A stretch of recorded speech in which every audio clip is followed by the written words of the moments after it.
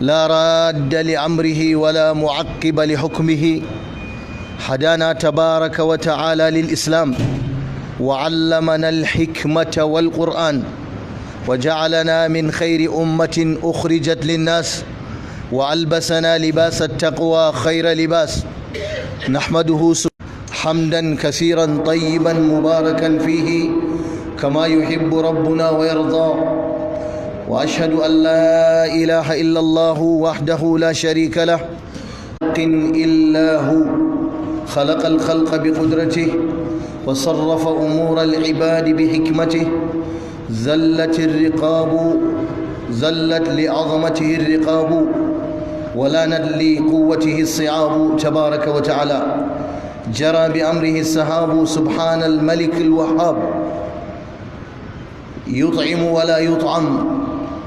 من علينا بالإسلام فهدانا لشريعته وأطعنا أمره تبارك وتعالى.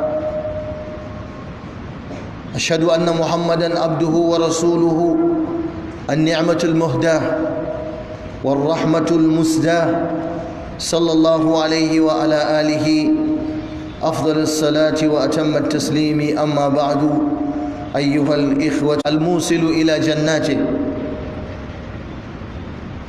هو النعمة التامة والفضل المبين الذي من الله تبارك وتعالى على هذه الأمة.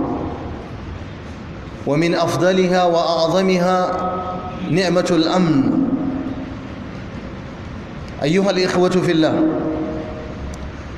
أمامنا وخلفنا أحداث مؤسفة مؤلمة شديدة أليمة رهيبة تقع في بلادنا نيجيريا،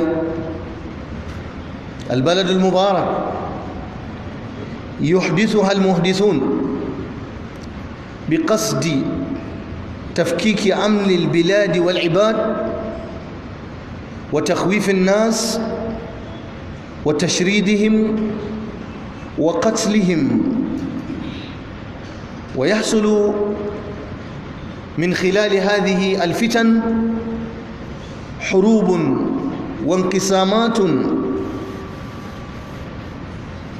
وظلم وطغيان على الأمة قاطبة.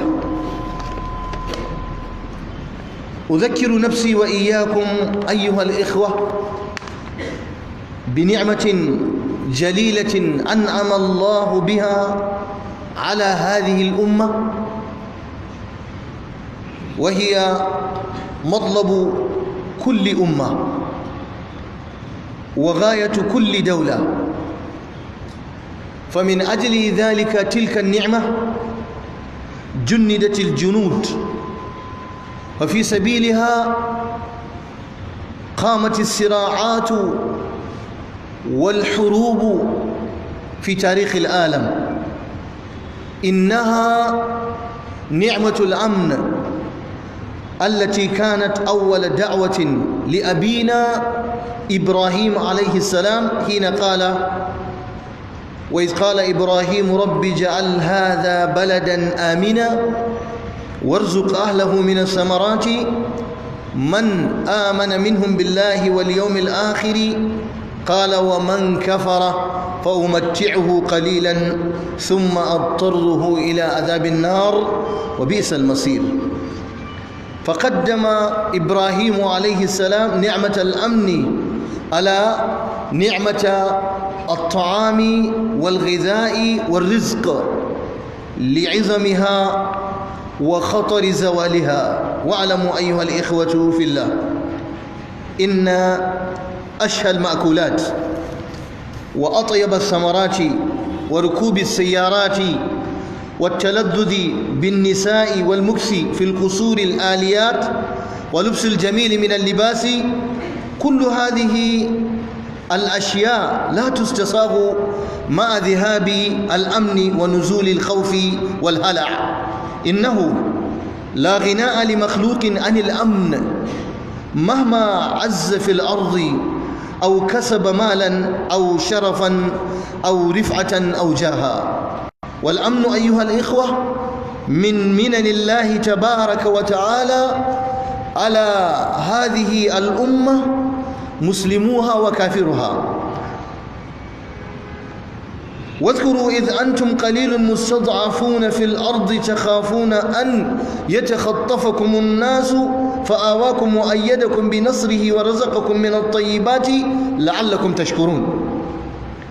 أولم يروا أنا جعلنا حرما من أصبح منكم آمنا في سربه معافا في جسده عنده قوت يومه فكأنما حيزت له الدنيا. حديث صحيح صححه الألباني رحمه الله. أيها الإخوة في الله، أحبابي في الله، إن البلاد التي تنعم بالأمن تهدأ فيها النفوس وتطمئن فيها القلوب وتكثر فيها الأرزاق وتنزل فيها البركات والرحمات من تجارات وبقية المعاملات المالية والبدنية. وفي رحاب الأمن يأمن الناس على أموالهم ومحارمهم وأعراضهم. وفي ظلال الأمن يعبدون ربهم ويقيمون شريعته ويدعون إلى سبيله. وفي رحاب الأمن وظله تعم الطمأنينة النفوس ويسودها الهدوء وترفرف عليها السعادة وتؤدى الواجبات باطمئنان من غير خوف هضم ولا حرمان. بمجرد فقدان الأمن أيها الإخوة ترى كيف تؤم الفوضى البلاد وتتعطل جميع المصالح ويكثر الهرج والقتل. وانظروا وتأملوا أيها الإخوة في الله إلى البلاد التي فقد فيها أو البلدان التي فقد فيها الأمن كيف تعيش في ضيق وضنك وتيه وضلال وحسرة وخوف وندامة وقلق وكذا وكذا وكذا. قد يئسوا من سعادة الدنيا مثل العراق، مثل الصومال، مثل فلسطين، أفغانستان، باكستان، يمن، ليبيا وغيرها من البلدان الإسلامية مع الأسف الشديد. والمسؤولية علينا جميعا حفاظ الأمن على الأمة جميعا.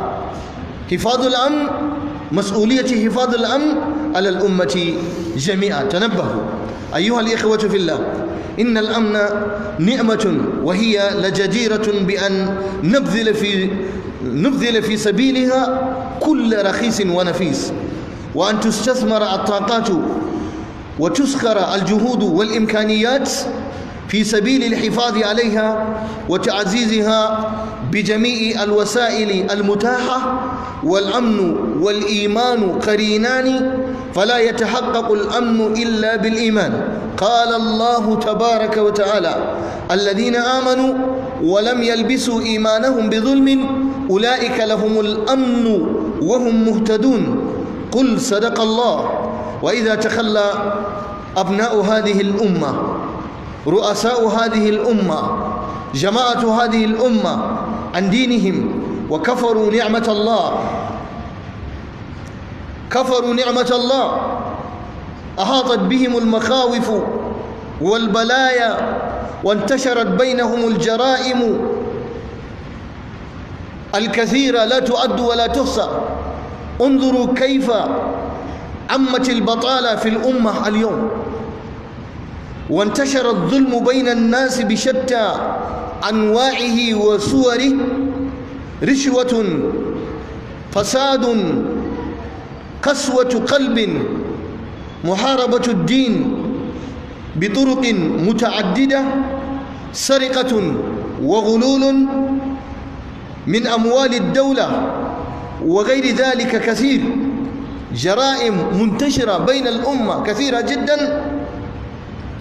فمن سنة الله تبارك وتعالى في خلقه يقول: وضرب الله مثلا قرية كانت آمنة مطمئنة يأتيها رزقها رغدا من كل مكان فكفرت بأنعم الله فأذاقها الله لباس الجوع والخوف بما كانوا يصنعون.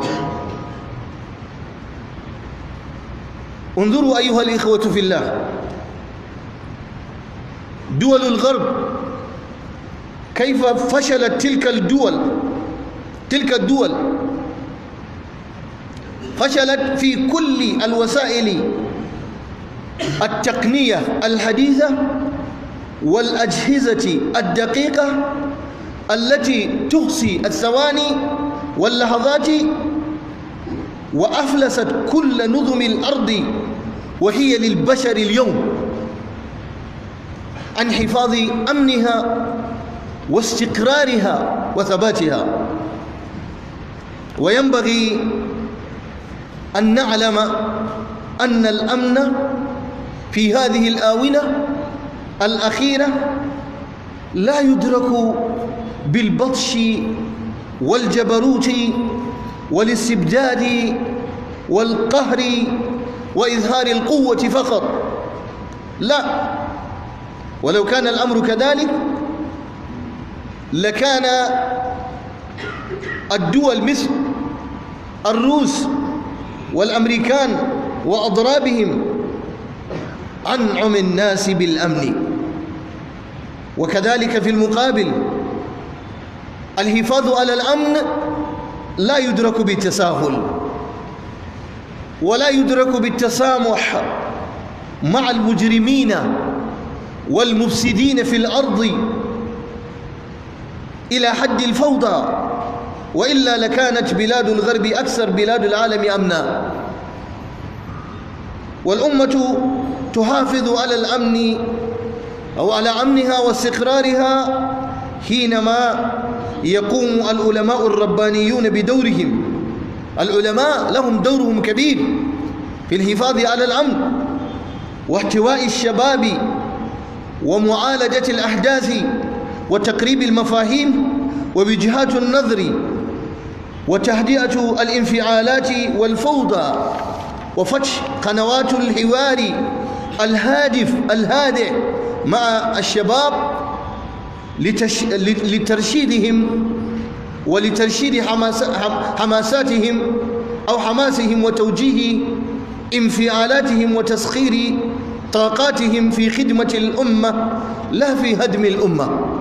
أيها الإخوة في الله، إن الناظر اليوم بعين الاعتبار يرى ما يهادمنا في هذه الدولة من الفتن والبلايا، ويظهر جليا تساهل الحكومة في الأخذ بالحيطة والاحتياط وإقامة الحكم المناسب على المجرمين. لا شك أن هذا أمر فظيع جدا جدا فظيع، ويجر ذلك إلى زعزعة أمن الدولة، مما يؤدي ذلك إلى أن يأخذ بعض الفئات الحكم بأيديهم، يقتلون الناس ويخوفونهم، لا حول ولا قوة إلا بالله. ويكثر في الدولة أعمال إرهابية من البغي والفساد في الأرض، سرقة، تفجيرات، إطلاق للنار، استهانة بالأرواح، إتلاف للممتلكات، ترويع للآمنين، قطع الطريق وما يسبقها من انحراف فكري وغير ذلك. فمن ذلك يتضح لنا أن الأمن ضرورة من ضروريات المجتمع الإنساني، ولا يمكن أن تتحقق مصالح الناس دون وجود الأمن، كما يدل عليه الواقع المحسوس المشاهد في العالم. وإن أول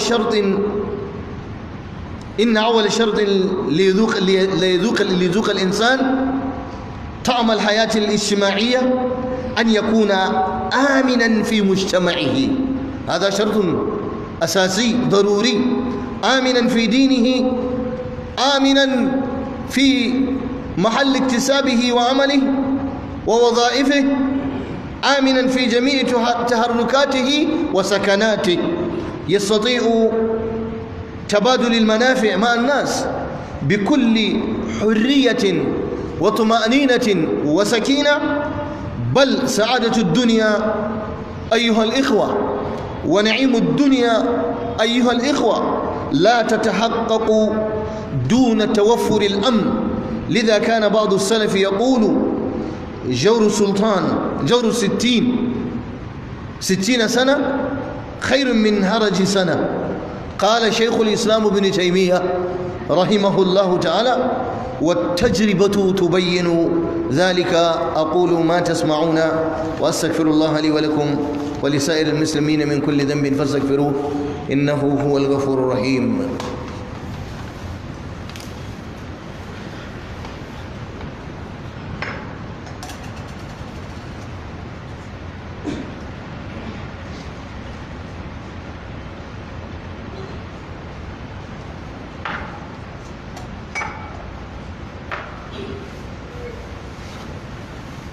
الحمد لله والصلاة والسلام على رسول الله وعلى آله وصحبه ومن والاه.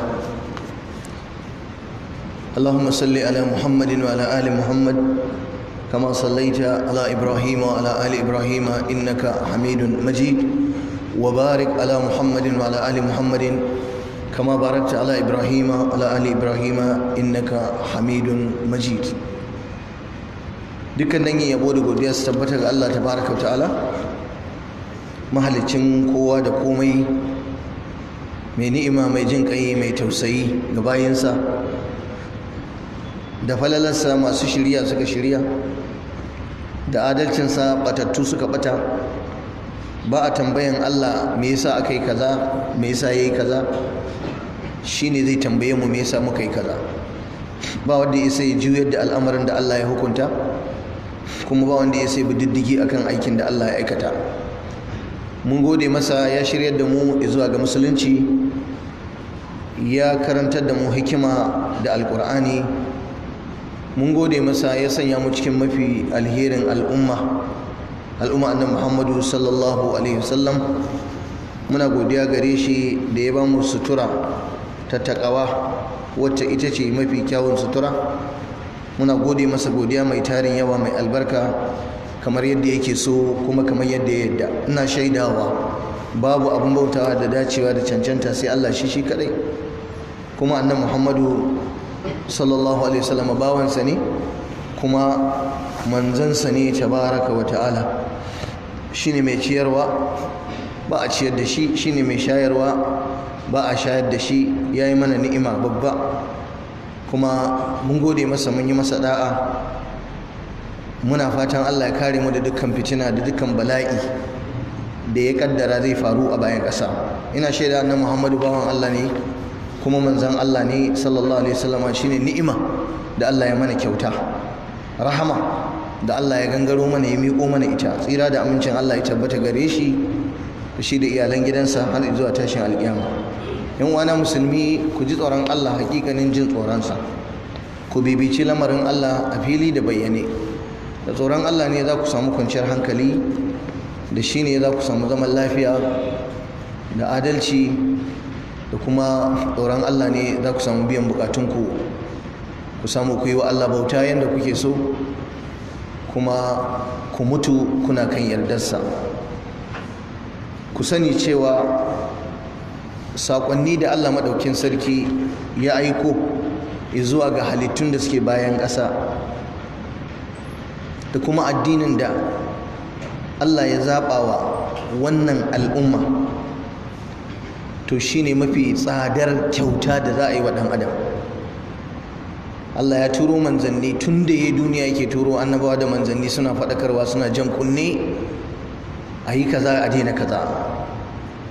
Ba mu da wata baiwa da ta wuce wannan addini da kuma manzanni da Allah ya turo mana suka faɗakar da mu. Wannan shine zaɓin Allah ga ɗan adam don ya samu rayuwa ingantacciya, ya samu hanyar da za ta kai shi zuwa ga mahaliccinsa ranar tashin alƙiyama. Kuma ita ce cikakkiyar ni'ima, ita ce kuma babbar falala mabayyaniya, riko da addini. Duk inda aka je aka dawo mu riƙe addininmu, komi zai zo mana da sauƙi. mu riƙe gaskiya dukkanmu, da shugabanninmu da talakawanmu da sarakunanmu da mabiyanmu gabaki ɗaya da masu kuɗinmu da talakawanmu mu riƙe gaskiya, shine fa za mu ga daidai a rayuwarmu. Ya ku yan uwana, yau dai gashi a gabanmu da bayanmu abubuwa na baƙin ciki da ɓacin rai da damuwa da tashin hankali da firgici, abinda zai hana ka bacci, jininka ya ta haurawa, yana ta faruwa a cikin wannan ƙasa tamu ta Najeriya mai albarka. Masu yin abun kuma suna ta yi, ba su daina ban, an toshe can su bullo ta can, an toshe can su bullo ta can. Duk lokacin da aka samu rashin zaman lafiya a cikin al'umma da zubar da jini, wallahi akwai fa masu cin ribar wannan abun a duniyance. Su kuma a lokacin za su samu abin da za su samu, hanyar neman su kenan.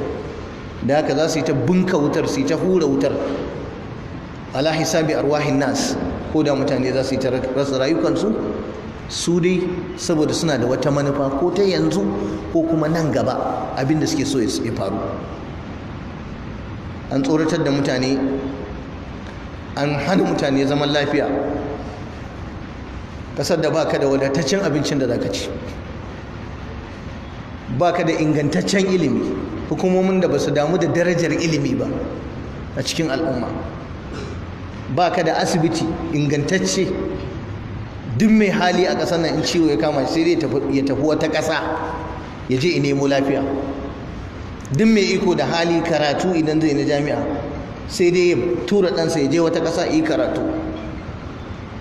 Kasuwancinmu ya lalace, mu noman ba mu same shi yadda muke so ba, komi ka taba ba mu da shi, ba mu same shi yadda muke so ba. Kuma ga arziki a ƙasa, ga dukiya ta cikin ruwa, ta cikin ƙasa, ta sama, ta ƙasa, ga kayan noma, ga hanyar samun arziki. Duk wannan talaka fa bai samu wannan ba, sannan kuma ɗan zaman lafiyan ma sun hana mu zauna lafiya. Bakin ciki ake a ga talaka ya tafi kasuwa, ya je ya kasa ɗan kayansa, ya samu abin da zai ci ya sha. Bakin ciki ake a ga yau talaka ya tafi masallaci, ko mai zuwa coci ya je cocinsa ya ibadarsa ya dawo. Duk waɗannan abubuwan ba mu same su ba, kuma ɗan zaman lafiyan ma da ya saura ma shi ma ana nema a hana mu. Ina ake so a kai mu? Ku gaya min abin da muka samu komi daidai, a gaya mu shi. Ba zargi nake ba, kuka nake kaiwa ba, alhamdulillah ala kulli hal. Amma irin ni'imar da Allah ya mana a Najeriya da damar da Ubangiji ya bamu a Najeriya, ya kamata mu fi kasashe da yawa samun ni'ima da kwanciyar hankali. Babu wutar lantarki, babu ingantaccen ruwan sha, yanzu kowa ruwan sayarwa yake sha. Ba kai saka baka shan ruwan rijiya, baka shan ruwan kaza, baka da kaza da sauransu, komai babu. Tsadar rayuwa, talauci yayi yawa mutane, komi kudi ninka yake. Kawai yanzu in ka je kasuwa sai yanda aka gaya ma farashin abu, in ka dama ka sai, an ga dama karka sai ka juya kai tafiyar ka. Duka wannan kukan wai gidan wa za mu kai, wai zai yayi mana? Ba wata hukuma da take hana wani mai dan kasuwa ya ƙara farashin kaya. Ga zalunci, in ka shiga hannun mahukunta, in dai baka da iko to zaka gane kuranka. Cin hanci da rashawa, danna hakkin talaka, murkushe shi. Mai abin hannunsa shine dan gata. To hakan ma yanzu a gidajenmu, a ƙauyukanmu, a garurukanmu an hana mu kwanciyar hankali,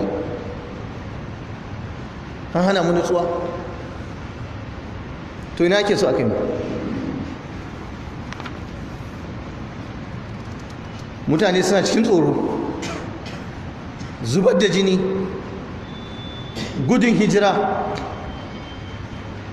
roƙo bara. Mutum mai hali mai iko sai ga ya bar garinsu, ya gudun hijira, ya zo yana roƙo yana bara, ya gudu ya bar 'ya'yansa, bai san ina matarsa suke ba, bai san ina 'ya'yansa suke da ba.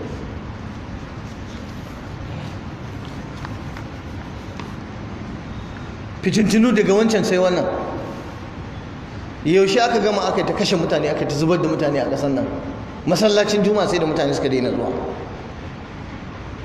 ma'aikatu sai da aka daina zuwa, ana fakin na motoci a cikin ma'aikatu, gosulo sojoji akan titunan mutane, sai kai awa biyu kana gosulo.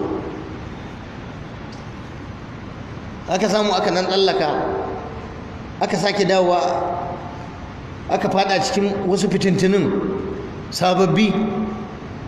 Da ana kukan Borno, Yobe, sai abun ya lafa a can, sai kuma ya sake sabuwar riga, aka yi ta rikici a Jos, aka yi ta kashe musulmi a Plateau, har ana tunanin a sa state of emergency a Plateau. Duk mu ne victims, mu ne casualties. Duk inda ka ji ana zubar da jini musulmi ne ake yankawa, su ake kashewa. Aka yi wannan abin ya dan lafa, aka tsallako Zamfara, aka yi ta bunkawa mutanen ƙauye gidajensu da wuta da rumbunansu na abinci, aka yi ta ɗebe dabbobinsu, aka yi ta kashe su, aka yi ta tsare hanya ƙauye ƙayayyau da ba su da komai, kawai aje a kashe su, rumbunansu a bunka musu wuta, aka yi ta tsare hanya, aka hana mutane tafiya. Ba wannan ba, aka dawo hanyar Abuja Kaduna duk a arewa, aka yi ta tsare mutane, ana harbe su, ana kashe su, ana sace su. Wannan ba ta yi ba, aka zo ana bin mutane gida-gida ana sace su. Duk wanda yake da wata yan ni'ima yana jin tsoron ya fita da mota mai kyau, saboda za a iya zuwa a je a tsare shi a kwace, ko kuma a turo masa a kama shi. Har yanzu akwai wanda aka sace su, aka kama su, ana neman ransom, kuɗaɗe da za a biya. Ga kuɗin a hannu an kasa samun su ma, sun mutu ne, an kashe su ba a san inda suke ba. Sace-sace yawa na mutane a arewa. Ba a gama wannan ba, aka zo mana satar yara a nan jihar Kano. Aka sace mana yara jarirai, ake bin su har gida, aka yi ta sacewa, kuma an san barayin yaran nan, su sace su daga arewa su kai su kudu, su mai da su kiristoci, su mai da su arna. Muka yi ta ihu ana, muka yi ta huduba, muka yi ta wazi, muka ce duk ba mu yadda ba, bring back our boys, our girls, our children, our wane ne, duk muka gama. Ba yaran da aka dawo da shi, suna can har yanzu. Ya za ku samu zaman lafiya? Zalunci ya yi yawa, rashin adalci da cin amana. Wannan bai kare ba, aka sake dawowa Katsina ta zama bala'i a Najeriya. Ba shiga ba fita, ƙauyuka aka yi ta zubar da jini. Da ranar Allah za a shiga a tashi ƙauye. Aka dawo su Kebbi, aka dawo su ina ne, aka dawo su ina ne, duk gashi nan dai ba a daina yi ba. Ta kai ga yanzu din nan da yawa daga cikin jihohi na arewa wallahi al'azim ba su iya noma ba, kuma ana cewa muna neman Allah ya tsare mu da yunwa. Ga tsadar kayan farashi, ga kuma rashin noma. Farashi ya hauhawa, abinci ya yi kaɗan, ga kuma an kasa yin noma a ƙauyuka. Ba za su iya zuwa ba saboda akan rayukansu ne. Shuka baka yi saka je kai ba, aka ɗebe dabbobin gaba ɗaya, aka sace su, duk aka tafi da su. Wai duk wani abun aljanu ne suke yi? Aljanu ne suke yi? Masu yin ba samun tallafi ne, taimako akan yin aikin nasu? Ko barna za ka yi sai ka samu taimako a kai. Kwanan nan ake faɗa wata jiha, mutanen ƙauyen da suka samu suka ɗan yi noman, aka zo aka mamaye gurin amfanin gonar tasu da komai, suka ce suna neman alfarma, za su je su ɗebi abincinsu. Alfarma fa suke nema. 'Yan ta'adda suka ce ba za su bayar ba. Sai da aka jefa da jami'an tsaro, wai aka je aka yi nemi sulhu wai da su, wai suka ce a bada kuɗi naira ko miliyan kaza, sannan kuma awa 2 suka bayar. Awa 2 kowa ya ɗebi amfanin sai tafi. Kai ka ce wannan tarihin a wata ƙasa yake ba Najeriya ba. Duk gashi nan 'yan rediyo suna faɗa. Ana ta sace mutane, an zo an kama wasu cikin jami'an tsaro, su ma ɓarayin mutanen ne, su da za a tura su je su kamo masu sace mutanen. To an zo bincike a rediyo a garin nan aka faɗa, kowa ya ji. Kai ƙasar nan inda ba dan albarkacin addu'a da roƙon Allah da ake ta yi ba, ai da mun fita daga hayyacinmu, da ba mu bane yanzu. Duk wata musifa ta rugurguza ƙasar malam ta tunkaro mu, gaba da baya. In ka tafi can mutuwa, in ka tsaya ma mutuwa, in kai baya ma mutuwa.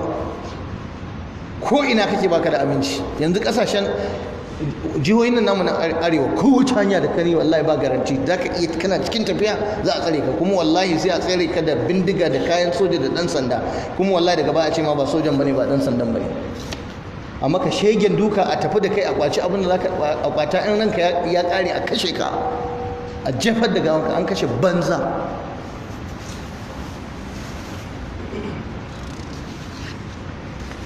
Ina tunatar da ku da kaina wata babban ni'ima da Ubangiji tabaraka wa ta'ala ya mana a wannan al'umma, ita ce ni'imar zaman lafiya. Kuma shine kowace al'umma take nema, kuma kowace daula take nema. Saboda a samu zaman lafiya tun can da aka samu sojoji da jami'ai, tun a da akwai sojoji, akwai jami'an tsaro kala-kala. don me? Don tsare rayuka da arziki da mutuncin mutane. An yi ta yaƙe-yaƙe don a samu zaman lafiya a da, mutane su samu 'yanci su zauna lafiya, a kyale su zauna lafiya. Ni'imar zaman lafiya fa ita ce farkon ni'ima. Annabi Ibrahim da ya zo roƙon Allah ni'ima, wallahi zaman lafiya fara roƙon shi. Ya ce rabbi ja'al hadha baladan amina, ya ubangiji ka sanya wannan gari ya zama gari ne mai zaman lafiya, garin Makka da kewaye. Da ya zo zai roƙi Allah, katinsa na farko, addu'arsa ta farko, ya ce ya ubangiji ka sa wannan gari ya zama amintaccen gari. Saboda me? Ai sai da zaman lafiyan ne ma za ka bauta wa Allah yadda kake so. In suka hana ka kwanciyar hankali, masallacin ma ba za ka zo ba. Wallahi Qur'anin za ka karanta shi hannunka yana rawa, wallahi baka da nutsuwar da ka karanta shi.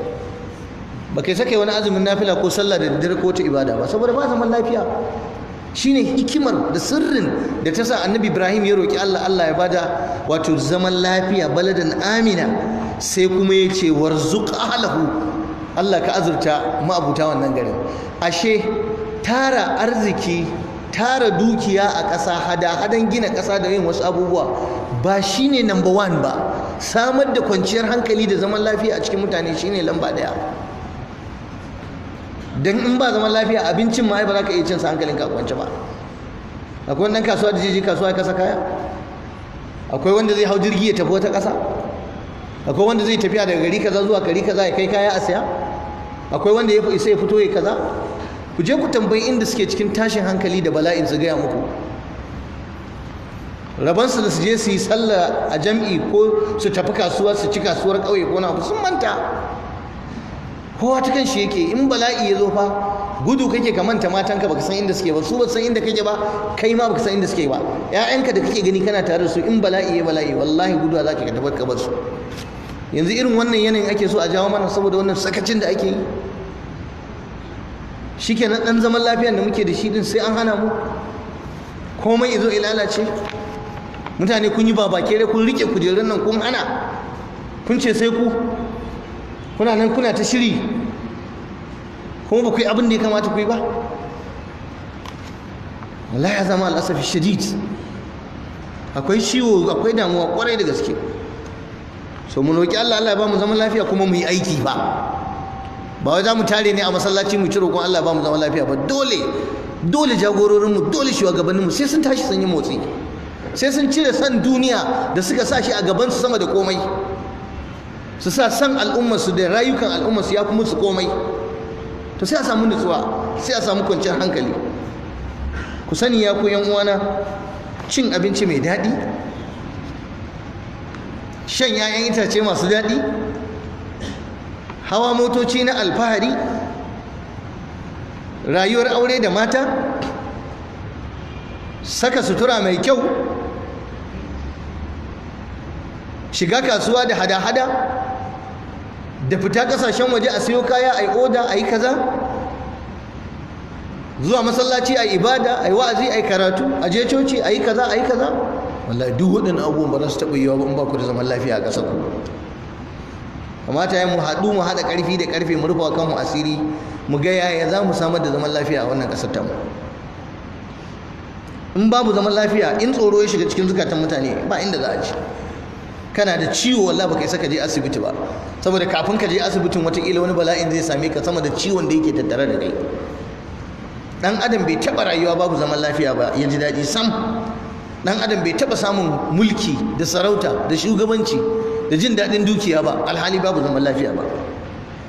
Ashe lalle wannan zaman lafiyar ni'ima ce daga ni'imomin ubangiji masu tarin yawa. Allah ya gaya wa mutane, ce ku tuna fada kuna kaɗan masu rauni, kuna jin tsoron a tsintsince ku, kuna jin tsoron a sassace ku, kuna jin tsoron a zo a kakkashe ku, takhafuna an yatakhatafakum an-nas. Allah ya matso da ku, ya jawo ku, ya taimake ku da taimakonsa, ya azurta ku don ku yi wa Allah godiya.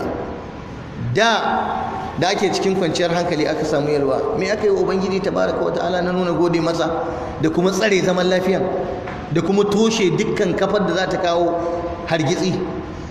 Da yawa abubuwa suna faruwa a ƙasar nan tun suna jariri, abubuwan suna jariransu ake faɗakar da waɗanda ya kamata su ɗau mataki cewa ku kula da abu kaza, in yayi girma zai gagari kowa, amma ba sa mai da hankali a kai.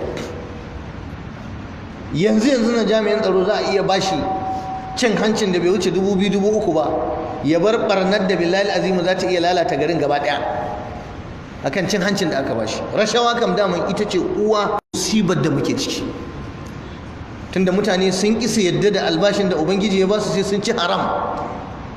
Da haka a neman cin haram ɗin nan za su iya saryantar da hakkin kowa inda za a sa musu aljihunsu su ji nauyi. Kar ku ɓata kanku lokaci, kanmu yaudari kanmu, mu rinka tuna waɗannan abubuwa. Duk ihun da za mu yi in ba mu gyara wannan ba inda za mu je wallahi. Allah ya ce ya taimake ku. Gani ba lokacin da muka sanya muku harami ya zama wuri baka da aminci.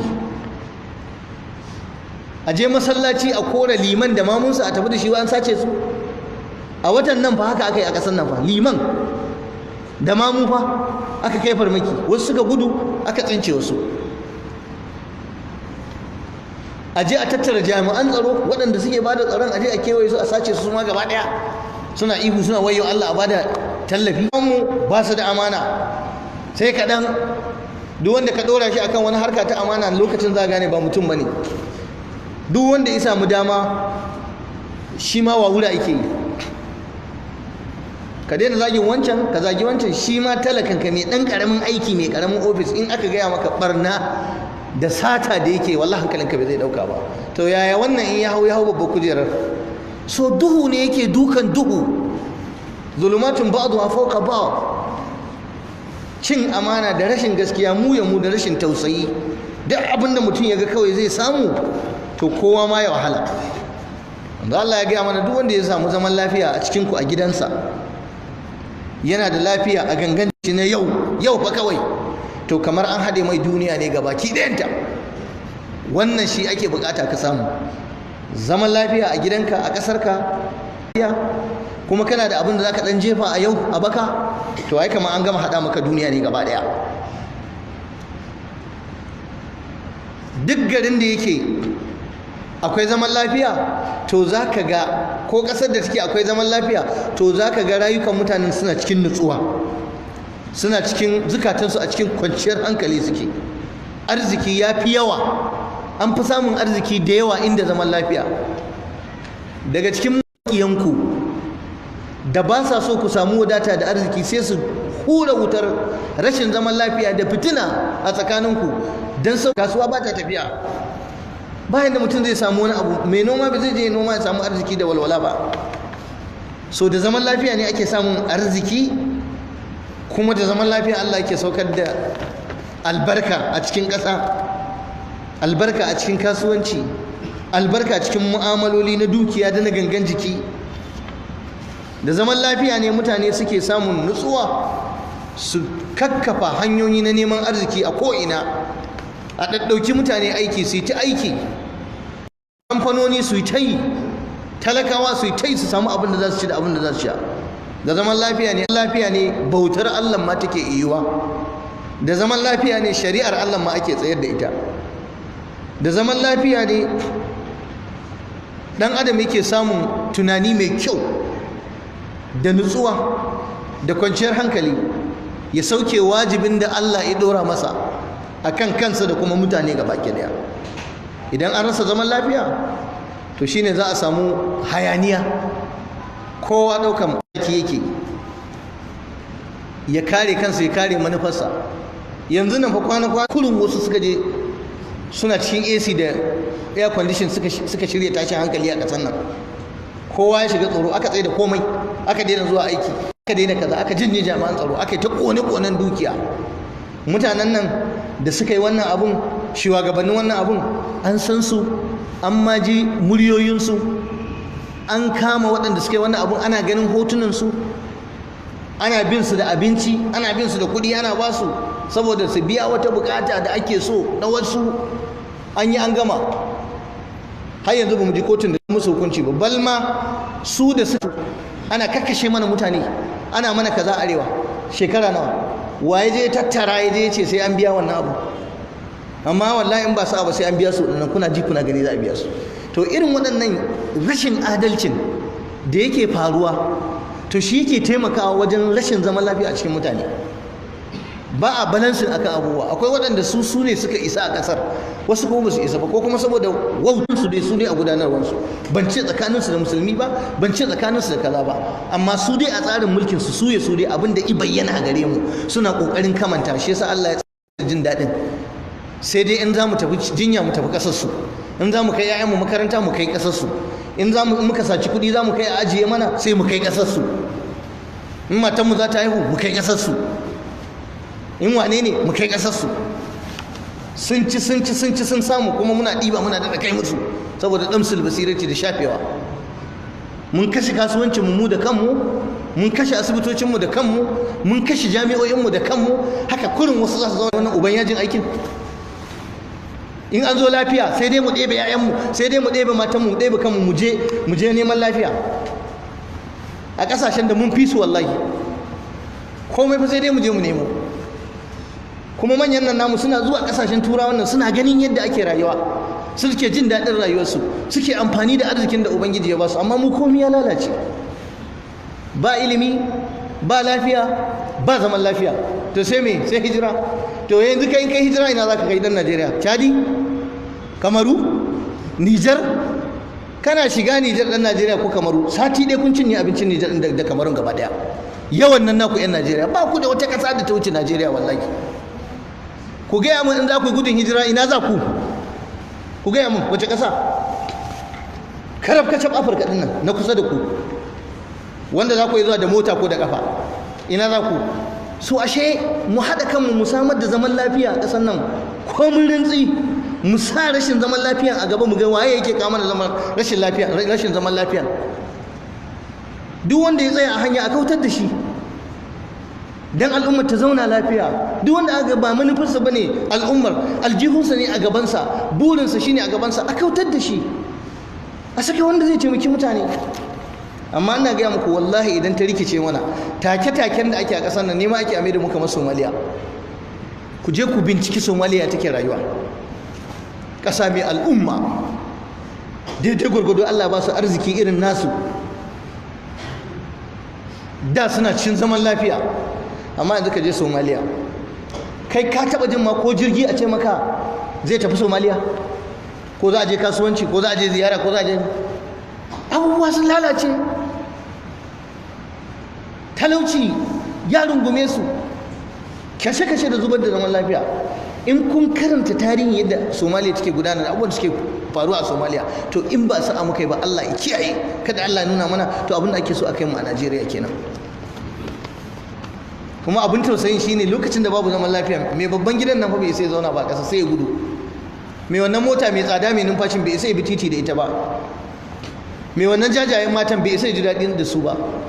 Mai wannan 'ya'yan da yake alfahari da su bai sai komai da su, ko fita ba su yi ba. Duk ranar da aka ce ma Najeriya ta gagare ka zama, lokacin za ka gane muhimmancin zaman lafiya. Duk ran da aka ce ka haɗa kayanka ka bar garinka, kana so ko baka so, za ka gudu ka bar iyalinka ka bar 'ya'yanka, to lokacin za ga amfani zaman lafiya. Ina faɗin wannan ne saboda mu sani samar da zaman lafiyan nan wajibinmu ne gaba ɗaya. Kar mu zuba ido mu ce wai sai hukuma kaɗai za su samar mana. Akwai abin da wallahi mu ma za mu iya a garurukan mu. In ba a yi mana ba sai mu zuba ido a ta kashe mu, ba za mu ɗauki mataki ba mu gyara. Kuma mu ba mu da kirki a cikin mu. Ai akwai wanda suka mai da rashin zaman lafiyar sana'a a cikin mu. Duk alaji da aka zo aka kama shi a unguwarsu, ai da taimakon nan unguwarsu, ko ba ka bane? Duk ga sunan abubuwa a fili ana gani zahiri. Mun shiga tashin hankali, mun shiga damuwa. Yanzu ku duba irin kasashen nan da suka rasa zaman lafiya, rayuwarsu malam Allahu alam. Duba Iraki, duba arziki a Iraki, duba man fetur. Iraki akwai arziki, akwai man fetur, akwai gwal, akwai kaza, amma yau ba sa iya ci. Billahi azim, ko alhazan, ko aikin hajji kaje kaga alhazan Iraki sai ka tausaya musu. Motocin da suke hawowa suke zuwa aikin hajji na tsofaffin motoci, old modern motoci da an gama yayin su saboda talaucin kasar. duba Afghanistan, duba Somalia, duba yan Falastinu, kullum kuka suke an kashe waɗannan, an zubar da jinin waɗannan. Duba Yaman, ba gwamnati, barin wuta kurin ake yi. Duba Libya, ba gwamnati, ƙasa mai arziki irin na Libya, dukiya, man fetur, gwal. Dan ƙasar Libya ko a wata ƙasa ka gan shi a da suke zaman lafiya sai ka sha'awarsa, amma yanzu mai bara suke. Ina fetur ɗin da za su sha? Ba zaman lafiyan da za su sha shi, an kone kamfanonin fetur ɗin. Ina shugaban da zai musu kaza da sauransu? Babu, an kashe shi. Da fa a Libya fa gida Gaddafi wallahi gida duk ɗan ƙasar ana ta gina mai gida, sai ya je ya samu guri daji ne ta gina gida sun fi miliyan. Kana yin kaza ka cika sharadi kawai sai a baka gida kyauta ka zauna, ga ruwa, ga titi, ga asibitoci, ga makarantu, ga komai, ga kasuwanci. Amma yanzu ba, babu. Da zaman lafiya ne ake cin duk arzikin da za a ci. Mu ma yanzu a nan Najeriya ku duba garurrukan da ba zaman lafiya, ku je ku yadda suka zama kufai. Gidan naira miliyan 50 sai a zo ana taya shi naira miliyan 1.5, naira miliyan 2. wallahi mai gidan ya gudu, ya haƙura ma kawai, ya bar garin gaba ɗaya, ya hijira. Yanzu wannan abun ake so a kai mu gare shi? Inna lillahi wa inna ilaihi raji'un. Kar ku manta da wannan babban ni'ima da muke ciki, kar mu bari fata kuɓuce mana. Amma yayin da mutane suka juya wa Allah baya, suka ƙi su karɓi nasiha da shawarwari da shugabanni, kullum idan an gaya musu gaskiya sai su ga kamar ba a son su ne, kuma wallahi ba haka bane. Soyayya ce ta sa ake faɗan gaskiya, dan mu gudu tare, mu tsira tare. Abubuwa sun yawaita a ƙasar nan da za su taimaka a kasa samun kwanciyar hankali. Rashin aikin yi, yanzu nan ana ɗagawa za a ɗauki aiki a wani guri, in ka ga applicant masu neman aiki sai gabanka ya faɗi. Barkate, masu masters, masu phd. Yanzu a ƙasar akwai mutane suna da doctor degree, ba boko ba, an yi boko har an kai ƙarshe, amma ba aikin yi. Sai a je a ɗauki mai diploma sai a bashi, in yana da hanya, a hana mai doctor degree. Kai ka kashe kanka da rayuwarka, ka je ka yi karatu baka samu aikin ba. Suna nan barkatai a zube. Yara sun gama jami'ar, ba an ce ai bokon ba, an je an yi boko, an gama jami'a, an dawo gida ba abin da za a yi. Malam ba dole an ba su bindiga su ɗauka ba? Suna ganin masu kuɗi suna gina gidaje na biliyoyin kuɗi, suna ganin masu kuɗaɗen nan suna sayan gidaje a Ingila da Amerika, suna ganin jami'an gwamnati suna mutum talaka bushashe bai da komai, shekara 1-2 ya hau kujerar gwamnati, ya yi kuɗi, ya yi nisa, sai su yi ta sayan gidaje da kadarori. Yayan talakawa suna zaune a ƙasa ba su da aikin da za su yi. Koyarwa a makarantar boko ta gagara, sai mai hanya, sai ka ba da cin hanci. Zaman banza ya yi yawa, shi yasa da wani abu ya faru a titi ko unguwa sai ga mutum 1000 sun haɗu, matasa ne gaba ɗaya, duk samari ne, duk a gindin bishiya suke zaune, shin rake kawai suke da gyaɗa. Ba aiki. Yanzu ba za a yi tunani ya za a samar wa mutane aiki ba? In kuka ja su suka yi aiki, to za ku samu raguwar 'yan ta'adda a cikin ku. Amma la duk wanda ya zauna ya buga ba da yadda zai yi, ga ubansa ya tsufa, ya yi ritaya, hawan jini ya kwantar da shi ko ciwon suga ya danne shi, ga uwarsa ta tsufa, ga yara 'yan mata a gabansa duk suna yaya, yana zaune ga kayan gemu bai da aiki. Subhanallah, wallahi tallahi in ba tsoron Allah zuwa zai je kama duk ta'addancin da zai samu kuɗi. Ai ana kama su ana tambayar su, suka ce ba mu da kuɗi, ba mu da aiki. To shine tausayin da ya kamata a rinka ji in an samu dama a taimaki mutane, a ɗauke su aiki, a rage yawan zaman banzan a cikin al'umma, sai ya rage mana barna da ta'adi da ke gudana a tsakaninmu. Ga zalunci tsakanin mutane bi shatta anwa'ihi wa suwari. Duk wanda kai mu'amala da shi sai ya zalunce ka, sai wanda Allah ya kubutar. A gidan mai kaje zaka sha mai, in kai wasa kana dan gingidi, wallahi sai su loda maka abin da ba shi ka bayar ba. Kowa so yake kawai ya samu kafala kai cuce ka. Ba inda ba za a cuce ka ba, duk mu ne. Karka dauka wasu ne. Duk wannan yana da tasiri. Shugabancin kuma gashi nan sai wanda Allah ya kubutar. Mutane nawa ne masu tsoron Allah akan kujerar da Allah ya wasu. Ga suna abubuwa kuma ba a so a faɗa, kuma ana cikin wahala, kuma wai kar a faɗa. Sai dai a zauna mu ta mutuwa, ana ta kai mu kabari, ana ta binne mu kura. Muna da hakkinmu, muna da ƙasarmu, muna da damanmu. Duk wanda zai ce zai yaƙi da cin hanci a ma'aikatarsa, shi za a fara yaƙa. wallahi satin nan wani ya bugo mu waya, jami'in tsaro ne, yace malam ma'aikatan mu ana ba mu kuɗi na banza na cin hanci. Yace wallahi mun ji wa'azi ba na son karba, amma in na ki karba za a kore ni, shugabana a gurin aiki sai ya kore ni. Wai ka ji lalacewar ta kai ga idan ka je ka ce kai ba za ka ci hancin ba ko ba za ka yi rashin gaskiyar ba, to za a yi kutun a rubuta takardar ƙarya da jan biro akan ka, a kore ka akan aikin. Kenan wai yanzu yanayin mu a Najeriya ta sa dole ma an kana gurin aiki dole ma sai ka karbi rashawa din da cin hancin. Fasad, fada da addini, hanyoyi daban-daban, ta kafafen yada labarai, ta baka, ta waye da sauransu. Wannan wani babi ne mai zaman kansa. Satar kudin gwamnati, sata, mutane sun zama beraye da gafiyoyi, sai jido kurum. Duk an sace kudin kasar kuma ba a yi sa'i magana ba. Da kayi sai a ce a'a, sai a ce kai kaza ne, shi sa muke cikin halin da muke, duk mun koma baya. So ya kamata mu sani cewa waɗannan bala'ai da suka yaɗu a cikinmu, wallahi sai mun tsaya mun yi karatun tani. Yanzu ku duba barna, ku duba yanzu zubar da jinin da aka yi a jihar Borno, Maiduguri. Malam, ɗan adam da jini ya zuba, yankan rago a Najeriya. In ka buga can sai ka duba can, in ka buga can sai ka duba can. Rashin zaman lafiya na akwai waɗanda su kuma riba suke ci a kai, ba su so abin ya ƙare. Su ƙananan jami'an tsaron suna faɗa yi, tsoro suke ji, amma suna faɗa a hanyoyin da ya dace cewa fa ana abubuwa fa na rashin gaskiya. To ka haɗa da wancan, ya gama makaranta bai da aikin da zai yi, ya je wurin aiki an kore shi ba da dalili ba, an je gidan an sace mai ubansa, an yi kaza, ga rabon arziki na ƙasa da zalunci, wani ya yi kaza, wani duk waɗannan in suka accumulating suka haɗu, sai kaga sun tayar da wani hatred, wani gaba, wani kiyayya. Sai ka ji mutum ɗan ƙasar ne amma yana kin ƙasarsa. Ƙasashen da suka ci gaba 'yan ƙasar san ƙasar suke yi, amma mu yanzu ɗan Najeriya sai ga yana zagin Najeriya, baya santa, saboda wato he's not comfortable, baya jin daɗin zama a ƙasar. Akwai abubuwa da aka yi masa ba daidai ba, wanda ya kamata mu gyara, mu taimaki kanmu, mu nemi zaman lafiya. Wannan zaman lafiya shine larura a al-mujtama'ul insani, kuma babu wata maslaha, ba wani amfani da wani mai mulki ko wani mai kujera ko wani mai siyasa ko wani mai nufin ya hau wani zaɓe. In kuka rikita ƙasar, kuka hana zaman lafiya, wallahi tallahi siyasa ba za ku iya yin ta ba, wallahi ba ku iya yin zaɓen ba, kuma wallahi ba za a yi muku jiniya ku ji daɗin ta ba. Duk wani wanda yake gadara yana kasuwa yana samun kuɗi ko na, wallahi ba ka ji daɗin ba. Dan in ƙasar ta rikice shikenan komai rikicewa zai. To wannan shine ba ma so, wannan shine muke jin tsoro. Tasahul, sakaci da harkar tsaro. Mun sani wallahi gwamnatin tarayya tana zuba kuɗi na fitar hankali akan harkar tsaron nan. To amma tambayin da zaka yi, wai ta ina kuɗin nan suke tafiya? Wai su suke cinye kuɗin nan? Sai mu ji a jarida ana ta faɗa biliyan kaza, sai mu ji ana cewa an sake biliyan kaza akan kaza, amma kuɗin ina suke tafiya?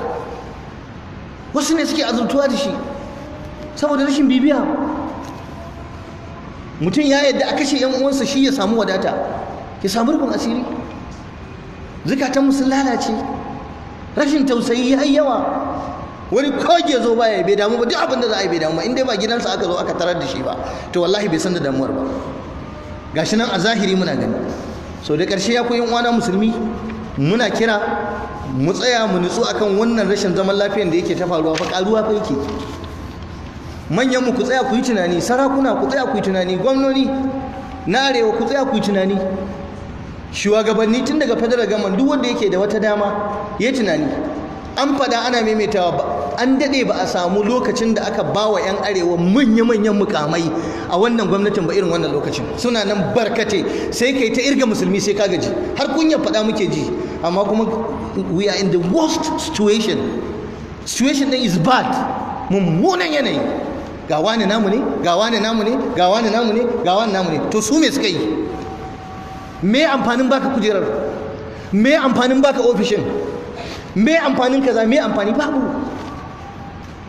Mu yi wa kanmu hisabi, mu daina yaudara kanmu, mu gaya wa kanmu gaskiya da gaskiya don mu gudu tare, mu tsira tare. Yan uwana musulmi, wajibi ne addu'a tana da muhimmanci. Mu dai musulmi addu'a tana tasiri a kanmu. kuma wallahi tallahi ya kamata gwamnati ta taimaki mutane, ta nuna musu su roƙi Allah a ƙasar. Gwamnatin wai ita ba ta iya fitowa baki ta ce ai addu'a ba, wai addu'an ba ta ci. Arne fa yana iya tura malamai fa umra su yi masa addu'a akan mulkinsa. Ku ba ku yi addu'a ba, ku abuwa su ta lalace ba a ce addu'a ba, sai dai a bar malamai kai su ce ayi. Addu'a tana tasiri a masallatai, a gidaje, da mu da 'ya'yanmu a makarantunmu. Mu roƙi Allah, dole sai mun yi addu'a, mun gaya wa Allah damuwarmu. In Allah ya so sai ya taimaka mana. Sannan bayan addu'a, aiki. Duk wani wanda yake yana da kujera ya tsaya ya yi tunanin me fault ɗin shi, me rauninsa, me gajiyawarsa, wace gudunmuwa zai bayar wajen samar da zaman lafiya a wannan ƙasa. Maganin 'yan ta'adda, rage yawan 'yan ta'adda. Yanzu ga sunan fa duk a jihohin nan fa wallahi akwai inda baka isa ka bi ba, sai a ce ma daji kaza gaba ɗaya 'yan ta'adda ne a ciki. A Najeriya akwai jirgin sama, akwai jirgin da yake hango mutane daga nesa, akwai kaza, akwai bama-bamai, akwai bindigogi, akwai kaza duka, amma gashi 'yan ta'adda duk sun mamaye daji har sun tsallako suna shigowa cikin gari. Ina makaman, ina arzikin? Ana son mu rayu? Ba zan sauka a mumbarin nan ba sai na addu'a ta musamman ga gwamnan jihar Borno, mai girma gwamnan jihar Borno Zulum. Allah ya maka albarka. Ku daga hannu a yi masa addu'a, Allah ya taimake shi. Ya Ubangiji ka biya masa bukatun da ya sa a gaba na zahiri da muke gani na alheri. Kurakuransa Allah ka yafe masa, ka sama mana irinsa masu tarin yawa. Wannan bawan Allah daidai gwargwado a zahiri abin da muke gani, wallahi ya sauke nauyinsa kuma bai daina ba. Ya nuna shi dan halal ne, kuma ya nuna mulkin zai yi shi na gaskiya. Wannan shine kyakkyawan misali, blueprint da ya kamata abokanansa su ɗauka a duk jihohinsu. Kar ku manta, in an yi ba daidai ba muna cewa an yi ba daidai ba, in ko mutum ya daidai mu yaba masa mai addu'a. Shine adalci. Allah ya taimaka masa akan abin da ya sa gaba. Kuma gwamnatin tarayya ya kamata ta sa ido akan sa, ta taimake shi, a tallafa masa abin da yake da bukata, agaza masa, tunda ya fito ya bada rayuwarsa wurin da yake mai mugun hadari, haka zai kama hanya ya tafi da shi da jami'ansa. Ya yadda ya mutu ya shahada a hanya. Ya yi kokari, ba za mu daina faɗa ba. Mun yi magana, wasu sun ta surutu, don me yasa za a ce an faɗa din. Kai ma in ka ji haushi ka yi na alheri. اللهم اعز الاسلام والمسلمين واذل الشرك والمشركين ودمر اعداء الدين وانصر عبادك الموحدين وقوموا الى صلاتكم يرحمكم الله.